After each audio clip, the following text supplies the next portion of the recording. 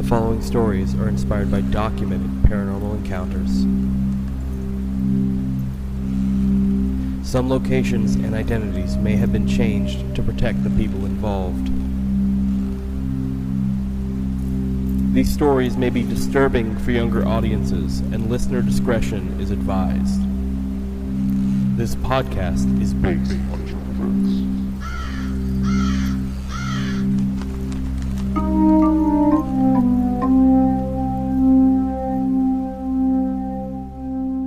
Hi, I'm Dalia, she, they. Hey, I'm B, she, they. Hi, I'm Brandon, he, him. And this podcast is based on true events. All right. Why did I say it like that? Events. Dun, dun, dun. Well, I think we're just gonna... Merry early Christmas, guys! Yeah. This is Merry our Crisis! Christmas episode. Merry Crisis. So this is Merry Crisis. So this is coming out the Sunday before Christmas, because Christmas is on a Thursday this year. I'm really excited because if all goes according to plan, I will be off of work. Obviously, I'll be off of work for Christmas Eve, and then I will not have to go back until the 2nd of January. Oh, hell yeah. Well, Yes. aren't you just I am special? I'm excited. I hope it works out that way, because for that to happen, I need the snow to fucking chill, like for a good week and a half, and then it can have at it, I guess. No, because I gotta work. Don't say that. You want to get up with me so you could shovel the driveway? No. Okay. No, That's exactly what I don't. would do, too, is wake up my Brandon. Driveway, please. I got a gimpy leg. You remind me of like Scooby Doo's like, oh, did you hurt your paw? Yup. I'm just a girl. All right, well, That's a blue job. That's a boy job. Yeah. boy job. It's like taking out the trash. That's a boy job. Well, Merry Christmas. We've got a couple Christmases already planned as far as plans go. We've got one on Christmas Eve at my mom's. We've got one the Sunday after Christmas for my grandma's. And I'm pretty sure my dad's is going to be on Christmas Day, because it usually is. So we got 3 Christmases lined up. What about you, B? Well, That's not including the one that's just for us Christmas morning. So Yeah. the day that this comes out, I will actually be on my way back home from Michigan. We're celebrating Christmas the day before with my mom. And then, which is weird because they're coming back down here anyways for Christmas. Mm-hmm. But anyways, we're all going to my mom's, and then back here, Rye will be with his mom Christmas Day. okay. But we'll have our Christmas. And then I have a Christmas dinner at my aunt's house on Christmas Day, and we're celebrating on Christmas Eve with my husband's family. Okay. We'll Cool. be everywhere. Yeah, sounds like a journey for sure. Yes. Yeah, Christmas is very, very busy for us. So yeah, safe travels. Yeah, hold off on that snow until after the holidays. Let's do that. Let's do that. Let me make it to Michigan, please, yeah, without... for sure, for please. sure. Like, I know there's going to be snow there, but let me have this. Yeah, Please. that's fair. All right, well, Vibe checks. vibe checks. Yeah, let's get into it. Still doing good. Feet a little cold, but I'm doing good. I keep checking the outside camera, and I'm not seeing like snow start at all yet. So that's fine. That's good. Maybe like the occasional like flurry, which that's been happening all day. But I've already got the driveway salted and everything. So yeah, I'm good. I'm content. What about you, B? Well, I actually just found out that I was wrong. About what? Last episode when I said that my dad was on the USS Enterprise. I see. I was wrong. He was on the USS Fletcher. Well, to be fair, you said you think. Yeah, I You was, didn't- I you was didn't make pretty any- sure, you but didn't I make was any wrong. Definite statement. I so was wrong. You won't have to claim the wrongness yet. But otherwise, I'm good. I'm actually really, really excited for today's story Yeah. because it's my story. Oh. Yeah. Oh. It's- I'm excited. I'm very excited. Wait, really? Yes. That's cool. It is my story. And I am yeah. very excited to share it. Hell Okay. yeah. Very excited. Oh, hell yeah. Yeah. That makes it extra special. Yep. Yeah, absolutely. Extra Just special. for Christmas. It's our it's B's Christmas present to our listeners. miracle. Yep. Wow. It's the only Christmas that I can vividly remember. Okay, sure. Yeah. Ooh. Oh, sorry. There's a couple Christmases I can vividly remember, but there's one from my childhood that, like, it's just a snippet of it, right? I, as a kid, used to be a little shit, of course. Yep. Me too. A good little shit, but a little shit all the while. But I was so curious as to what I was getting for Christmas that the night of Christmas Eve, after everyone had gone to sleep, I snuck back into the living room. I remember it being dark, only lit by the Christmas tree. It's actually a very cozy scene for me. And then I saw my present there at the back, and I was like, I wonder what's in there. And I stuck my finger through the paper, wiggled it around a little bit until I could just barely see. And then I tried my best to mask it. And the next day, I remember pulling this off perfectly. My mom was probably like, we fucking knew. But I remember the next day getting that one first before sitting down, just like holding it near me, like trying to hide that it was open. I opened that one first. So nobody would know. So that just brought, speaking of vivid memories for Christmas. Yeah. I think that's the one thing I didn't ever do as a kid. I don't ever remember peeking at my presents early. Oh, I used to do that all the time. So here's what my family did, okay? My family put boxes underneath of the tree on Christmas Eve. Mm-hmm. And they told me that the boxes are empty. You can pick them up and shake them. And I did. I pick them up, shake it. It's empty. And they told me that Santa comes in and like poofs them into the boxes. So you wake up Christmas morning, next morning, all of the boxes are there. But this time when you pick it up, there's toys in it. That's cute. That is really cute. Yep. So, like, that also is a weird thing for me because I remember Santa being a thing. Mm-hmm. Oh, that's what it was. Okay, so we did the milk and cookies and stuff. I remember Santa being a thing. However, Santa didn't give us, like, the main gifts. He gave us the stocking stuffers. Yeah. There would always be a couple presents in the stocking. Those would be from Santa. And those were always, like, you know, like, smaller things, cheaper things. Yeah. Which, thinking about it, that's actually really cool to do because it doesn't... Yeah. It doesn't undervalue other kids who have less, you know what I mean? That's how we do Christmas. Santa brings the smaller things, the stuffed animals, things like that. Because that's a cool idea. Imagine being a kid and Santa brought your friend an iPad, but he brought you a sketchbook. Correct. Like, that's... How do you explain that? That was an issue when I was a teacher. That was an issue. The kids weren't allowed to talk about what they got from Santa at school. Yeah. Because of that. Because we did have underprivileged children, but we also had children that received Nike sneakers and iPads. Yep. And like from Santa Claus. And I know when I was a kid, Santa Claus would give me like stickers. Mm-hmm. Right? Mm-hmm. Whereas the bigger stuff came from not Santa Claus. Yeah. Yep. So that's a nice little thing that I didn't even realize growing up that like that's actually really cool, a good way to do it, you know? Mm-hmm. Yeah. Dahlia, what's your vibe? I'm cozy. Good. As usual. Good. I'm cozy. You should be. It's motherfucking Christmas! You're wearing the perfect jammies, yeah, she's too. dressed the part, too. Yeah. She has these adorable pajamas. It's a full set, and they are they're Christmas lights, but the lights are little skulls. Mm-hmm. Yeah. So They're adorable. cute. I've had these for a few years, but I love these pajamas. They're so cute. I love them so much. And they look so comfy. They feel really comfy, too. They're very comfortable. Mm-hmm. Yes. So, yeah, I love Christmas. Love the Christmas season.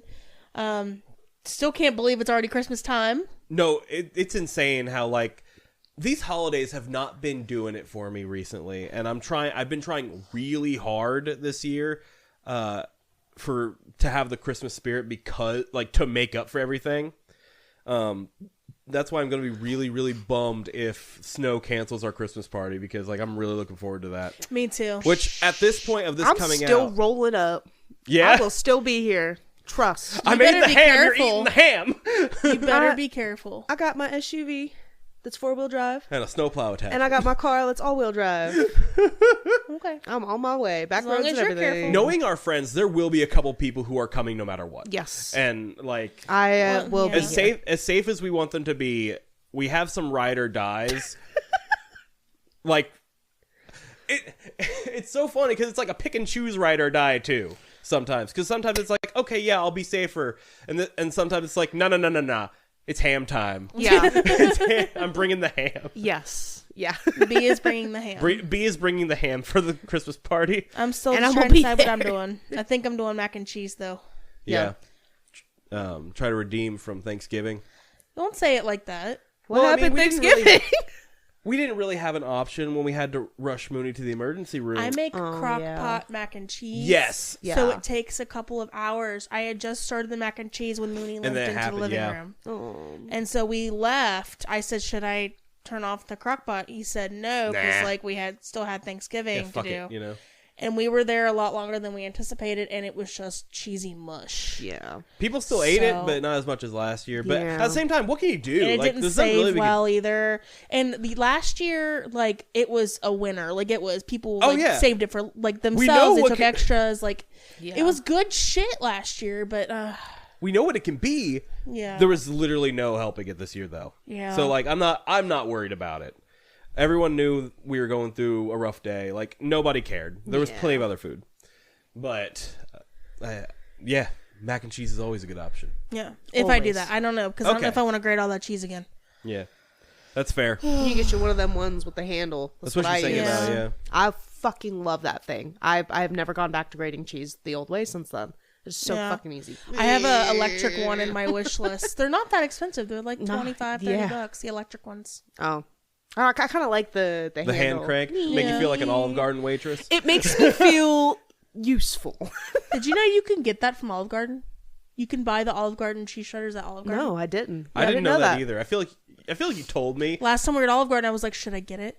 I don't remember that at all. And I was like, maybe next time. It's been a while since we were at Olive Garden, though. Yeah, that was like that one Olive Garden. It was the first time at that Olive Garden and everything. I think we've only been to Olive Garden together like once or twice. Maybe. Definitely once, maybe twice. Yeah. But I found a new love of Olive Garden when we went a couple times for like a work thing, and I was like, this is fucking phenomenal. See, this is so I've been good. doing the opposite. I used to love Olive Garden, but now for me it's too oily and too like. That's fair too. Yeah, like, I've noticed that a lot too. Like I get the fettuccine Alfredo. That might be why. That might be why. Oily. It's so oily. Like, have you ever tried like reheating the leftovers? Yeah. Oil just falls. I get the chicken parmesan, and that chicken's fucking good. Like, I don't know if Alfredo's just like that because I don't save leftovers a lot. But well, I had the tortellini, and the tortellini was pretty oily too. Yeah. This was like a month ago, I think. Mm-hmm. Yeah. Well, I really need to blow my nose. I'm sorry. No, you're fine. We're still the same day as last week. So B's still recovering from being all sick. From being all sick. From being all sick. We know you love puns. It's so funny that you hate puns because your name is literally B. I know. Like, I know. There's so many good puns from that. I know. Better believe it. Doesn't love puns, but loves us, and that's all that matters. Yep. You guys are worth it. So, are we ready to jump into my story today? Yes. I have... This is an episode I watched like a long time ago, and ever since I was like, ooh, we can do a Christmas episode, I was like, it's got to be this story. Or this has to be a story. I have other ideas for another one, but this one for this one. So, what is the most amount of snow that you guys have ever seen? Shit. A lot. A lot. A lot. A lot. I can't remember, but a lot. I lost my vape. How? It was right there. Don't mind me. Don't mind me. Just keep going. I don't know, like 8 inches? I'm not sure. Where did it go? There it is. Try to maneuver your way back into this mic. There you go. Yeah, sorry. I had to find my Didn't adult even touch pacifier. the mic. You're good. Didn't even touch the mic. No, but I popped the fuck out of my back. So I heard it. Where was the most amount of snow you see? Because B, I know you've been more places than probably either one of us. So you've probably seen bigger snow in like other areas, right? Big Bear Mountain. All right. Well, Big Bear Mountain is in California, where I'm from, in Southern California. And that was the first time that I had ever seen snow. My mom took me up to Big Bear Mountain. And it's so funny because where I'm from, it's like all fucking desert. Yeah. And then you've just got this one giant ass mountain with a white top. See, that makes more sense. So cool. That makes more sense because really I was like, I don't think snow and think California, but when you say mountain, I was like, that makes sense. Okay, Yeah. that's fair. I went to Colorado, Denver, which is less surprising with the snow. Right. Which they also have the mountains. We stayed in the heart of Denver, and that was probably the most snow I saw, most likely. We got snowed in, had to stay an extra day. Right. And there was a giant icicle on one of the buildings that crashed down right behind us when we were walking to get Mexican food. Yeah. Giant fucking sharp, big ass icicle. Almost died. Love icicles, but Yeah. that's yeah. I'm glad you weren't hurt. A lot of snow. that I can't say how many inches, but there was a lot. Well, that's what she said. Sorry, I knew it was coming. It's valid. I have another story with that. Sorry, sure. Like part of it. I remember we had to get like an Uber or something because obviously we didn't take our car to Colorado if we flew, right? Right. So our Uber driver or Lyft driver or whatever it was driving us. I want to say to like post office, so I was mailing back stuff home because I didn't want to pay the luggage fee or whatever. And he was slipping and sliding with us in the car. Like we went up on the sidewalk when he was trying to park. Jeez. Yeah, that shit was not fun. Well, as you two may know, I personally love snow. I think it's beautiful, except when I have to drive in it, or in the case of we have people coming over, we have important things to be done, at least keep it off the road. You know what I mean? Yeah. But other than that, I love how snow looks. I love the aesthetic of snow. It's really pretty. In fact, one of my dreams, like in my imagination, right, would be to rent out like a cabin and be like snowed in it for like a weekend, be like play board games, don't have a care in the world, don't have to worry about anything. Yeah. In a perfect world, right? Mm-hmm. Well, that was my dream, at least, until reading this story. So, as told by the show My Haunted House, I give you the tale, Snowed In. December 24th, 2010. Eva and her boyfriend Jeremy had been in a relationship for 5 years. However, Jeremy wouldn't even consider the idea of getting married. Eva, while upset by this, just excused it as, quote, "That's what I get for dating a professional skateboarder." Whatever that means. While they usually would go up to New York for the holidays, this particular year, Jeremy had a competition a few days later, and so a far trip was kind of out of the question for them. Instead, they decided to just rent a cabin a few miles away from where the competition was held. On the way there, the couple got into a bit of an argument.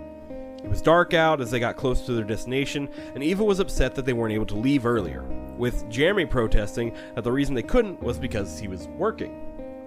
A bit distracted, Jeremy ended up almost hitting a man on the side of the road who was trying to flag them down. After squealing to a stop, the man trotted over and introduced himself as the handyman for the cabin that they had been looking for a little bit now. Eva says that the dude gave off a really creepy vibe, but that he did take them to the cabin that ended up being nearby. They could finally relax and start their mini vacation. Jeremy was excited to notice that the cabin had an upstairs that wasn't shown on the rental site. However, it ended up being a bust. The door was locked. After settling in with some snacks, the couple spent some time decorating a Christmas tree that the cabin had. Glancing out the back door, Jeremy realizes to his renewed excitement that it had started snowing outside. The couple had brought their snowboards, so he was thrilled at the idea of actually getting to use them. As Jeremy was turned away from the glass and the wooden glass door, asking Eva what time that she wanted to hit the slopes the next day, they both heard a loud and sharp scraping sound coming from the glass, which is windows in a wooden door. They turn and they see a large scratch mark on the outside of the glass that had not been there a moment ago. The couple is confused, but ultimately just kind of shrugs their shoulders and moves on with their night. Later on, the radio warns that the area was now under a severe weather emergency and that the snow had a likelihood to reach 30 inches. All Jeremy could think about, though, was how good those slopes were going to be in the morning. Ew. As the two of them got ready for bed later that night, Jeremy walks into the room they'd be sleeping in, rubbing his eyes from tiredness. He sees Eva standing in her nightgown, looking out the window at the falling snow. He asks her what time they wanted to set their alarm for, but gets no answer.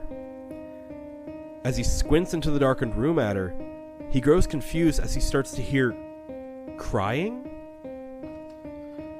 Is Eva crying? He asks her if everything's okay, only to hear Eva's voice answer him from behind him. Ooh.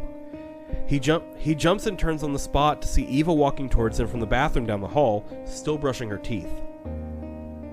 He turns back to the window, but the woman he had just been seeing was nowhere to be found. Jeremy explained away what he saw by just telling himself that he must have been a lot drunker than he thought, as they had been drinking since after dinner. Later on that night, Eva is woken up by the sound of creaking coming from the ceiling above her. It almost sounded like footsteps. She nudges Jeremy awake to listen, but he claims it's probably just a raccoon, and the couple go back to sleep. The next morning, the couple wake up to the room absolutely freezing. Upon attempting to turn on the bedside lamp, Eva makes another discovery. The electricity had gone out, which also meant that the heat was out as well, since it was also electric. Walking into the living room, Jeremy comments on just how dark it is in the house, and he soon discovers why. Upon opening up the curtain to the back door, they see the entire entryway covered in snow, all the way up to the top almost. Oh dear. They were snowed in. As Eva checks to see if the radio is still working, Jeremy goes back to the bedroom to see if the snow had blocked its window as well. As Jeremy pulls back the curtain to the bedroom window, he jumps as he thinks he sees a face pressed up against the glass in the snow. The glass. I think I said glassed. Glass in the snow. Upon taking a second look, however, the face is gone. He decides not to tell Eva about this, not one to scare her since they would be stuck in there for a while still anyway, so what was the point? With their phones dead and the electricity out, the couple decide to make the best of it. They light all the candles they can, or that they can find in the cabin, and settle in to open the presents they had brought for each other.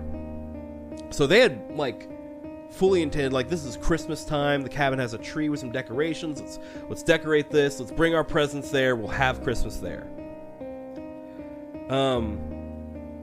During this, though, as they're exchanging presents, they hear a creaking come from the corner of the room.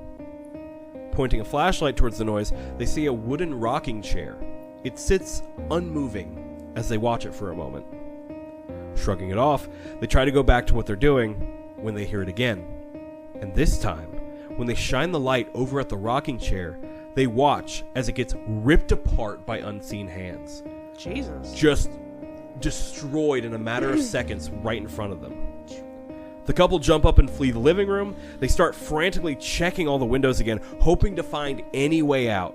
Jeremy says he's going to try and find a shovel as Eva checks the bedroom windows again. After calling out to Jeremy that the windows are still covered, Eva hears the sound of a woman's voice whispering from in the room behind her. "You're next." Tears start to fill Eva's eyes as she searches the room with her flashlight for the source of the noise. In the scarce light of her flashlight, Eva thinks she sees what she describes as, quote, bloody ropes tied to the bed frame. "You're gonna die," the voice whispers again. Jeremy hears Eva scream out and runs to find her. He finds her curled up in a corner of the bedroom, hyperventilating and shaking. When he goes to comfort her and asks what's wrong, Eva tells him that she thinks someone else is in the house with them. After hearing this, Jeremy tells her about what he had seen the night before. Not wanting to spend another second in that bedroom, the couple reluctantly returns to the living room. They bundle themselves up in a blanket from the bed and sit themselves with their back to a wall. Maybe they can just wait everything out if they just hunker down and try to stay warm. Jeremy goes to reach for a small wrapped gift under the tree near them, the last one for Eva that she hasn't opened, but stops cold as they both hear the sound of creaking once again from the corner where the rocking chair had once been. They snap the flashlight over to the noise and scream as they see a woman bound and gagged and tied to the rocking chair, now whole again. What? They jump up and get some distance before looking back again to find the shattered pieces of the rocking chair still in a heap on the floor. No woman in sight. What the hell was going on in this cabin? December 26th, 2010. After somehow managing to fall asleep for a few hours, the couple wake up to see a bright light filtering in through the very top of the window pane. The snow was melting, but it was still too high for them to push the door open. Suddenly, Jeremy remembers that the door leading to the second story that he remembers about the door leading to the second story that he noticed when they arrived. Maybe, they thought, if they could get the door open, they could jump out the window and get out of this nightmare. Jeremy breaks the door down. He'd pay for it if he needed to, but they had to get out of that cabin. The room beyond stopped them dead in their tracks. They didn't go into too much detail, but Eva says that the room looked like a torture chamber. A black tarp lay on the floor, and arranged in a very deliberate fashion around it were Polaroid pictures of women all bound and gagged. Ooh. Jeremy threw open the window only to be greeted by another surprise. There was a rope ladder hanging out of the window. That first night, when Eva thought she heard footsteps walking above her, maybe that wasn't a raccoon after all. After using the rope ladder to get out of the house, they walked to the next nearest cabin to use the phone due to their car still being fully covered in snow. And the police found the pictures and enough evidence to tie everything back to the handyman that they had almost hit on their way to the cabin. Holy shit! The police caught him right away. Apparently, he had killed the woman who rented the cabin right before them and admitted to using the rope ladder to get in the cabin that first night. He also admitted that he planned to kill both of them that night too, but didn't for reasons he never explained. Jeremy, oh my God. Unfortunately, 3 weeks later, after this took place, Jeremy would die in a snowboarding accident. Holy shit. Despite the murders, the cabin is still available, at least at the time of this episode being aired. The cabin was still available for rent on a popular vacation rental website. Like as a haunted place or just like as a normal cabin? Still just available for rent. Oh. Just as a cabin. Okay. Are you done? That's it. That's the story. I loved that story, but I did not like that story. Right. Same. That's a fucking wild one, was it not? Oh my God. I don't know what I was expecting, but it wasn't the fucking handyman. Yeah. Right then and there. Mm-hmm. Caught, busted, huh? I thought it was just going to be a mystery. Yeah.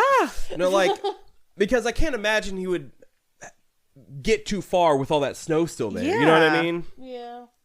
But no, that's a wild one for me. And it's creepy and it's so foreboding. What stopped him from carrying that out on them too? Was it as simple as he was scared because there was another man there? Right. That's very possible. And he was a fucking pussy? That's usually people who go after women and murder women. That's for sure. They're too scared of men. That's my thought. Or we can even get, was it more paranormal? Was there something paranormal stopping him?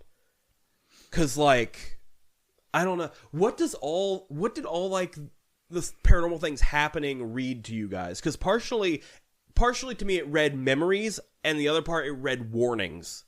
For me, it read warnings and hey, get that guy. He murdered us. Right. It didn't. To me though, it didn't seem like any of the visions or things that they would see or experience. It didn't seem that any of them pointed to the handyman. It almost felt like it didn't know it. It didn't know. It didn't know what to do. It didn't know how to come across. It was just trying to warn. How could you point it to the handyman, you know? That's fair, yeah. It would just be like hey, this happened to me. Be careful. Yeah. Someone did this to me. Correct, yeah. And that's what happened, it felt like. Yeah. Ooh, yeah, that's a freaky one. Any more thoughts on that one? No. Mm-mm. All right, well, are we ready for more pictures then? Oh, yeah. Okay, let me pull them up. There they are. Okay, so this first one, again, don't know because as some things do, sometimes they have a story and they get an actor to portray the story. Either way, in the episode, this is the woman who portrayed Eva, so this is our Eva for the story. Next up, I have a picture of a cabin snowed in, fully to the top, because my first thought was, how does that fucking happen? And it apparently just does sometimes, and that sucks. That's terrifying to me. Yep. Yeah, I've never been snowed in like that. No, nope. Thankfully. Snowed in, for sure, but I could open my fucking front door. Right. No, yeah. And then, finally, we have the depiction they gave in the show of what the Polaroid pictures, what they looked like on the tarp. Ugh. So, because the story with the paranormal elements is scary enough, and then you add in the true crime element at the end that almost takes you by surprise, right? Because holy shit. I like when paranormal stories do that. Have that little flick of true crime at the end, little twist, pop, gotcha, bitch. Love it. Those are usually the only times we will discuss true crime is when they intersect with the paranormal. Yeah. But yeah, it's I agree. They're always so interesting, and it's so tragic that survive that like something you didn't even know like could have ended badly for you. Yeah, didn't even know you were in danger. Just to die 3 weeks later in the snowboarding accident. That's so sad. That's so sad. But at least that way, he died doing something that he loved rather than at the hands of some fucking weirdo. Mm-hmm. Yeah. Still tragic. Right. But better, I guess. I guess so. But what'd y'all think of that story? It was good shit. Yeah. Again, I loved it. Did not like it. Yeah. Right. Loved it. Good Christmas one, though? Did not like it. Oh, yeah. It takes place on Christmas for the most part, so I was like, this'll work. This'll work. That's enough to make it a Christmas story. For sure. Like Die Hard. Yeah. Me and my husband argue about this every single year. He is adamant that Die Hard is not a Christmas movie. I am adamant that it is. And now I get to go, look, Hulu Holidays says that Die Hard is a Christmas movie, and he goes, Hulu Holidays is wrong. I think for me, I don't care enough. I don't care. I only care because I know it irritates him. I see. I didn't care beforehand, but because I know he is so adamantly, no, it is not a Christmas movie. Right. Yeah, it is. See, for me, I don't care enough. Die Hard's not exactly like my go-to movie anyway. Like I've never seen it. I've seen it maybe a couple times, but those kind of action movies just aren't really my thing. But like, for me, it's like, I think you can make the argument both ways. I'm fine with either way. Mm-hmm. Like, something taking place on Christmas is enough to make it a Christmas movie, or it has to feature Christmas as a main element for it to be a Christmas movie. Whatever. Santa's in it. There's a Christmas party. In my opinion, it's a Christmas movie. Speaking of Santa Claus, you've seen it. Have you seen Violent Night yet? Mm-mm. It came out a couple years ago, but it's really good. I recommend it. It's really good, yeah. I think you'll like it for very specific reasons. Okay. But yeah. Dalia, what have you got for us today? I have one story. I'm going to start doing more and more longer, like, one-story episodes. Sure. Yeah. Just because YourGhostStories.com, that's a good majority of their stories. Yeah. So, 'tis the season of Christmas, when all is merry and bright, and all through the house children squeal with delight. The ham is in the oven, the presents under the tree, then ding dong, what could that be? It's me. With a tale of someone in the Christmas spirit lending a helping hand. No, this is not B's story. You didn't actually accidentally skip ahead. This tale will still involve the dead. That was How'd I do? Insanely good. Was it? That was so beautiful. So like, oh, I just hit the mic. Sorry. Was that the title? Was that the title? No, that was my intro. Okay, cool. Because I did that all by myself. I didn't look it up. That was so cool. I wrote that shit. Proud of you. Like for the good majority of it, I was like, is this part of the story? This is really well done. Then you said B's name. I was like, no, she did this. This is her. Oh, that was so good. Oh, that was so good. Thanks. So this next allegedly true encounter comes from YourGhostStories.com, as I'd mentioned. So let's get into it. The user titled this Christmas Eve Cowboy. The user's name is Yo Mama. And they posted this on April 18th, 2016. They're in the United States in the state of Arkansas. Arkansas. Like Kansas and not Arkansas. Paranormal category is once again apparitions, voices, and touches. So here we go. All right. I'm taking a short break from writing about the occurrences in my home. This story took place in my sister's home many years ago. There is a reason I feel the need to write about it now. I received a phone call from my sister last night. She was finally returning my calls. I had been trying to get a hold of her all day yesterday. 3 phone calls, 3 text messages, but never an answer. My messages were simply, we need to talk. Today's date is April 18th, 2016. As I just told you guys. Yes. Our conversation in part. My sister, hey, are you busy? Me, no, what's up? It's nice you decided to return my calls. My sister, sorry, my brain has been preoccupied. Do you remember that Christmas Eve my house almost went up in flames? Me, are you kidding me? Are you freaking kidding me? I've been trying to get a hold of you all day exactly about that. My sister, all I've been able to think about today is that night. You really need to stop playing in my head. Me. But there's so much room in there. My sister, you're so funny. Me, this is us. Yeah, exactly. Me, have you seen him again? My sister, no, have you? I'm giving the. I was like, don't keep us waiting. My paper was stuck together. Don't pause on our account. Keep going. Me, no. That was part of it. She said no. Yeah. The question is like a ritual. We play out each time each one of us mentions that night. I don't believe either of us expects to see him again. It's just a question that has to be asked. It all began Christmas Eve, 1989. That morning, my husband and I woke to a very cold house. Our power was out and the water pipes were frozen. Winter was hitting hard. Harder than I can ever remember before in Arkansas. Temperatures were in the teens or lower. At that time, we had 2 children, a 5-year-old boy and a 6-month-old girl. We knew we had to get them someplace warm. We lived in the country, so going to a hotel really wasn't an option. Besides, there was a freezing drizzle that had us extremely worried. We thought of going to my parents, who lived about 6 miles from us, but reasoned that they would probably be without power as well. Our other option was going to my sister's house. She also lived about 6 miles from us in the other direction, but we knew her house would be warm because she heated with wood. After deciding on my sister's house, my husband gathered up the Santa gifts while I bundled the kids up. We loaded the car and we were on our way.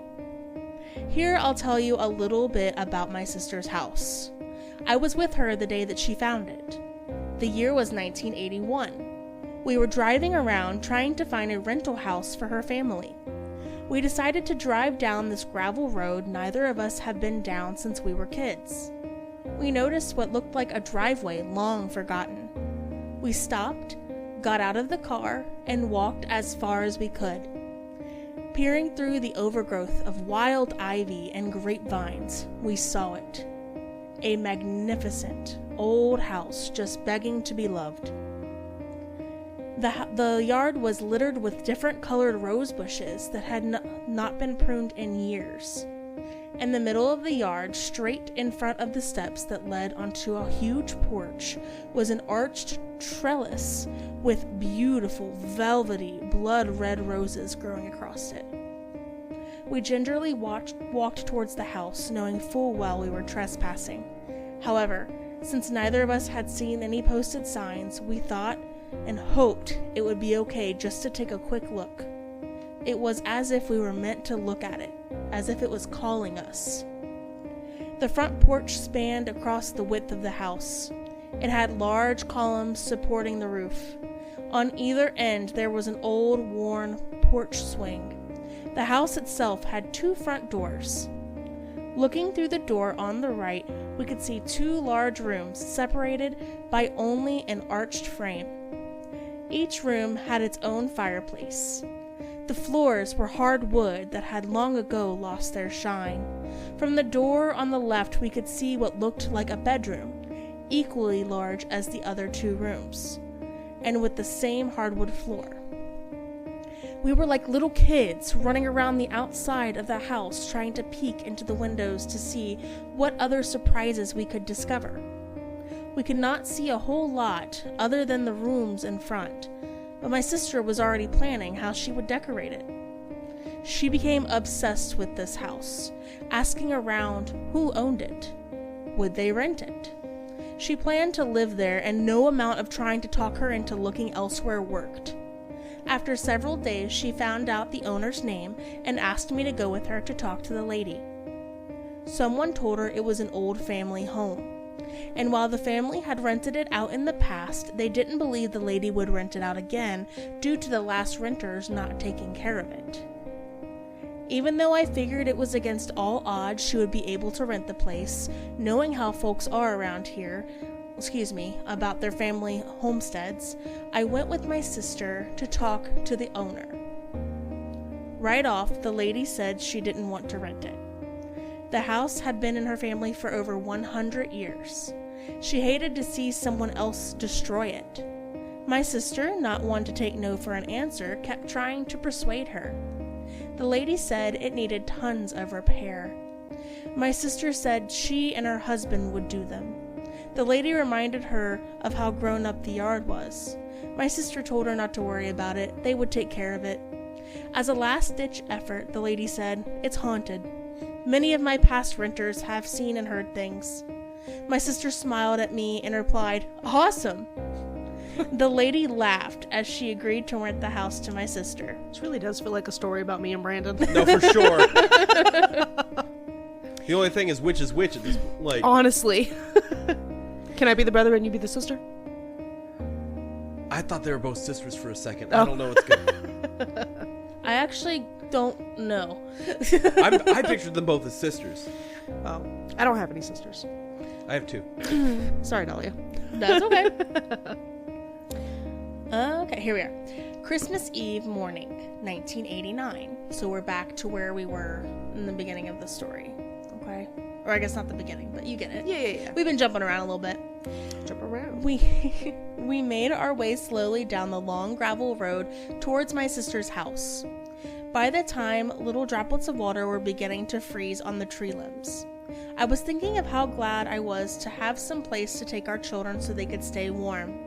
I did not worry that we had not been able to call ahead because I knew my sister would welcome us with open arms, as she did. We spent the day baking and getting ready for Santa's visit. The house was filled with laughter and excitement of 4 little kids, punctuated with a giggle from our baby daughter once in a while. All 4 kids were put to bed in the same bedroom. My daughter stayed with the adults in the living room as we watched TV. The kids had long gone to sleep when I suddenly heard my son coughing. It was nearing midnight. When I went to check on him, I smelled smoke. Smoke was coming up from the closet, which was on the wall where the fireplace in the other room butted up against. Uh-oh. I yelled that I thought the house was on fire. While my husband and I got the kids up, my sister and brother-in-law were inspecting the closet where the smoke was coming from.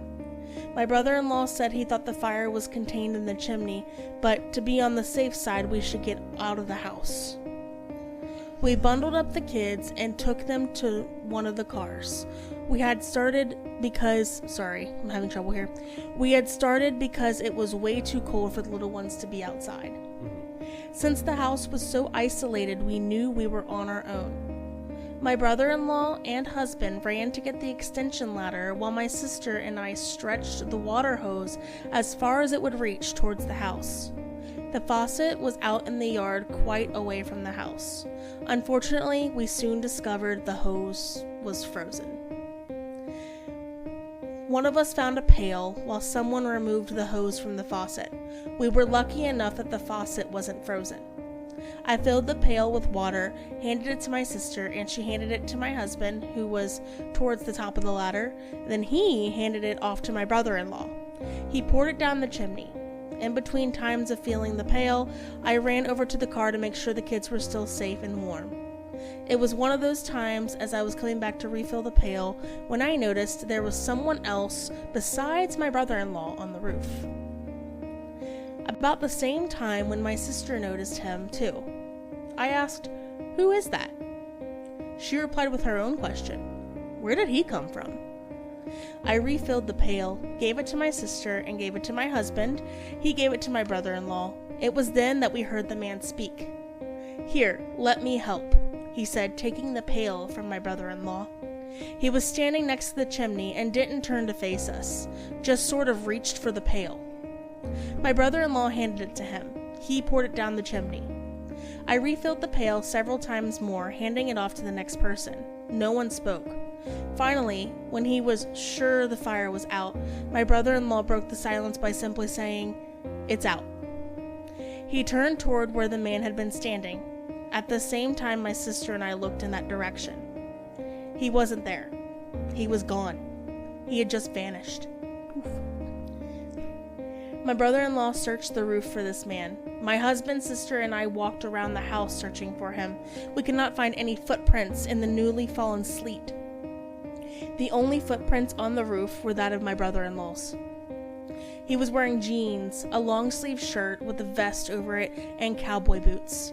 He didn't seem to mind the cold as we did. I can't remember ever seeing his face, only his profile. He never looked directly at us. His voice was very flat in tone. There's always been a debate as to what color his hair was.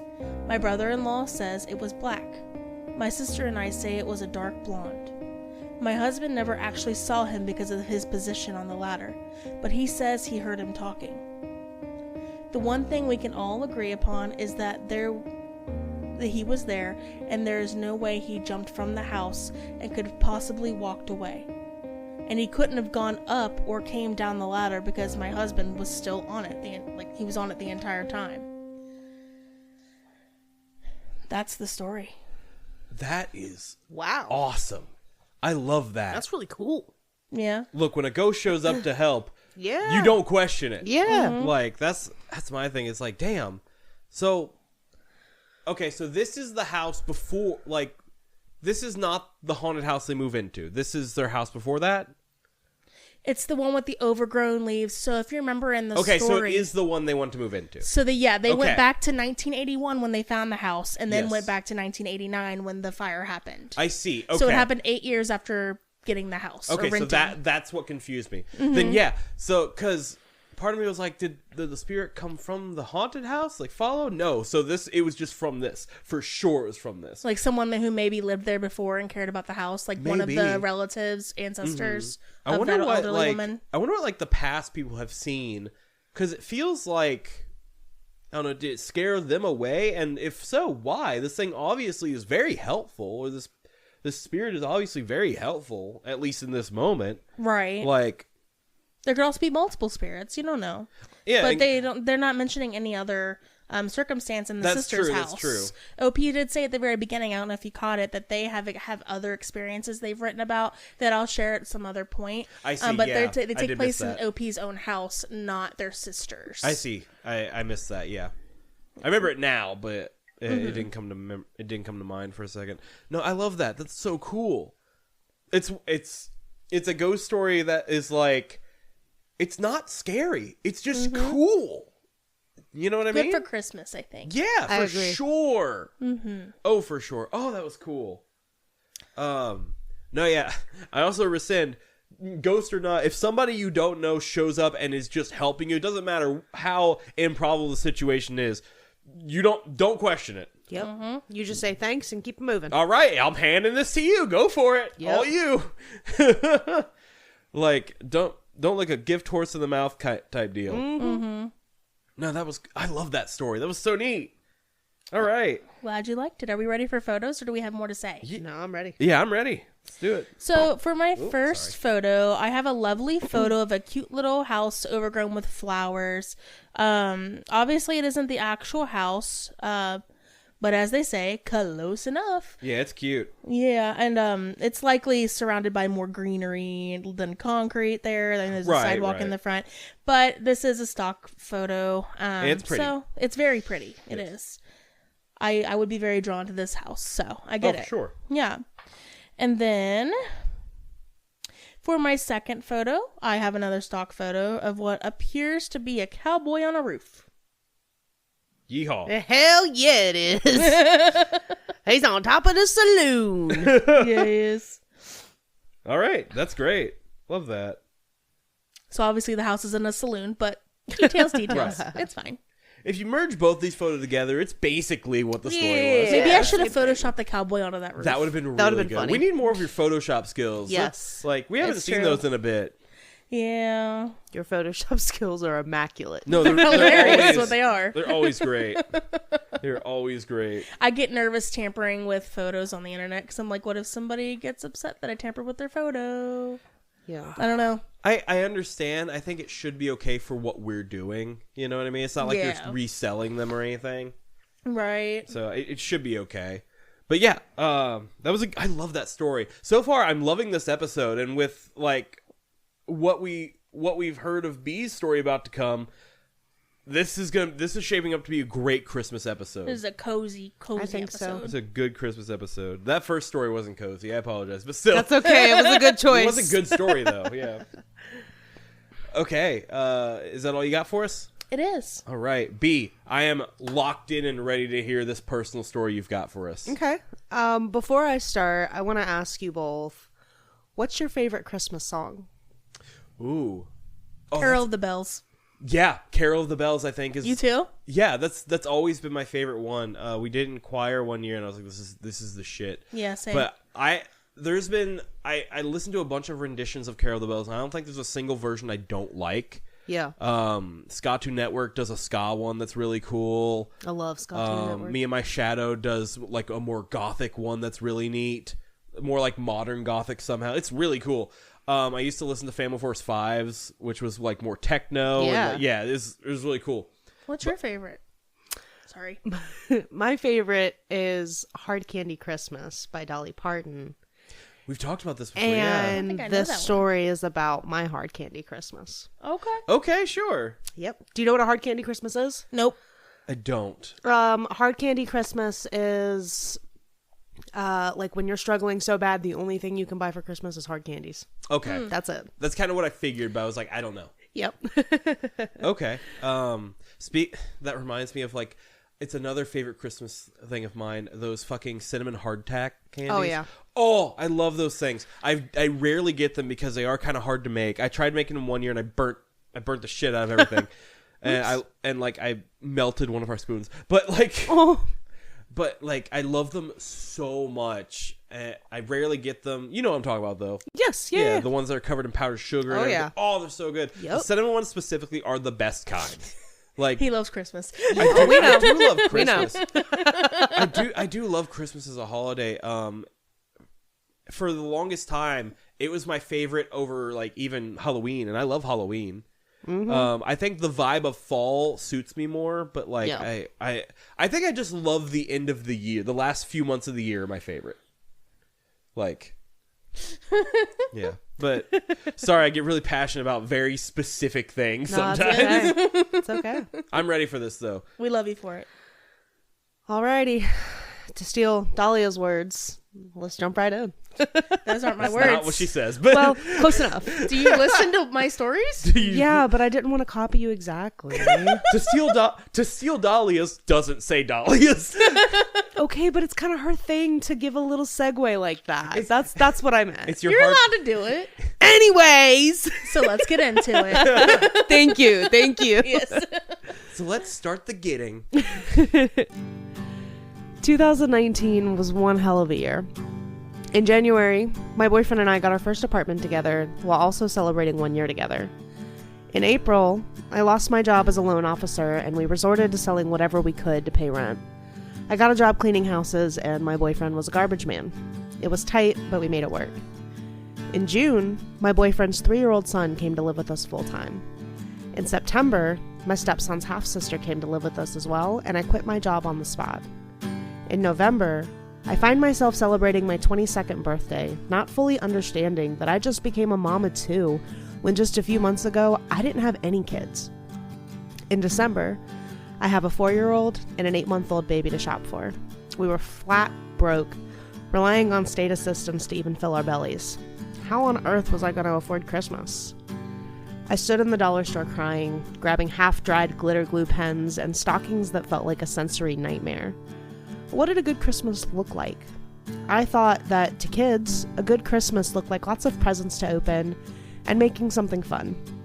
I got what I could at the dollar store, made a phone call, and knew that my kids were going to have a great holiday. When I got home, we decorated our little Charlie Brown tree, made hot cocoa for the boys, and got to the fun. Growing up, I remember someone on Christmas morning being designated Santa, and that person was in charge of handing out presents. I wanted to continue that with my kids, so a Santa hat was among the things that I picked up at the dollar store. We wrote our names on the stockings with the half-dried glitter pens and wrote Merry Christmas on the Santa hat, which was used as our tree topper since we didn't have one. That phone call that I made was to their maternal grandmother. I called her that day crying, upset that I couldn't give my kids the Christmas they deserved. Her and her husband showed up at my house Christmas Eve with a truck bed loaded with toys. While the kids slept, we brought everything in and stuck it under the tree. I'll never forget how happy the kids were that day. They had come to me frightened and distrustful in the beginning, and we had managed to give them a day of just pure joy. What I didn't expect is that the older child, now 10, didn't remember all of the toys and the gifts. He remembered writing on the stockings and the hat, the hot chocolate, and all of us snuggling while watching the Miser Brother Christmas. And he remembers his dad marrying me 4 days later. It's been 6 years since what I've lovingly called our dollar store Christmas. We've since adopted the little girl, gotten a bigger tree and nicer stockings, but you'll still find that little Santa hat on top of our tree. I'm not crying, you're crying. Oh, it hits so much harder because I knew you then. Yep, you sure did. Like, I knew you at that time. Like, yep. I know. Oh my God. Yep.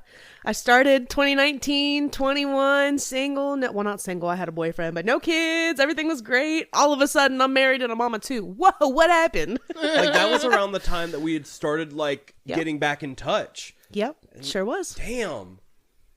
Yep. As for my picture, I'm so happy for you. Thank you. Like, I know things may not, like, be fully in touch now, but I'm so happy for where you are. I love you guys. You have. That's gay. What are feelings? Beats me. There it is. I was like, where the fuck's my favorite section? I tried to go find a picture from that Christmas, and there were a couple, but none that kind of like embody the story the way that I wanted it to. Sure. Yeah. So instead, what I do have for you is a picture of our current Christmas tree with that Santa hat right on top. Oh, I love that. I saw this. Yep. And I was like, it's such a pretty tree. So nice. Yep. My overlit pine tree. Love that. Oh, yeah, I love all that. the lights. If you zoom in, you can kind of see where like Merry Yeah. Christmas was wrote up top and it's all faded and shit. I see the kids' ornaments. Yep. Oh, these are so Stuff nice. that they've made. And like Yep. that's what a tree should be. It's Yep. like a mixed match of family history and stuff. Like you'll see like you saw earlier, our tree is a mixed match of like ornaments that we've bought, that we've been gifted, some that like a majority of them my mom has handed down to me, either that she or to us that she's made.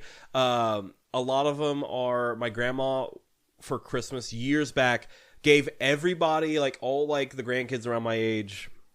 Not that there are any, but like around the bracket, basically. Yeah, I got you. around the ranking, gave us a box that Which just generation are you in? Yeah, it just had like a bunch of ornaments that she had throughout the years, and that like were either handmade by her or whatever, but they're history, and they're on our tree now. You know what I mean? And we have that. Like we have 2 ornaments on our tree depicting our first year at this house, like a front door and a key one that we bought ourselves, but we were gifted a front door one.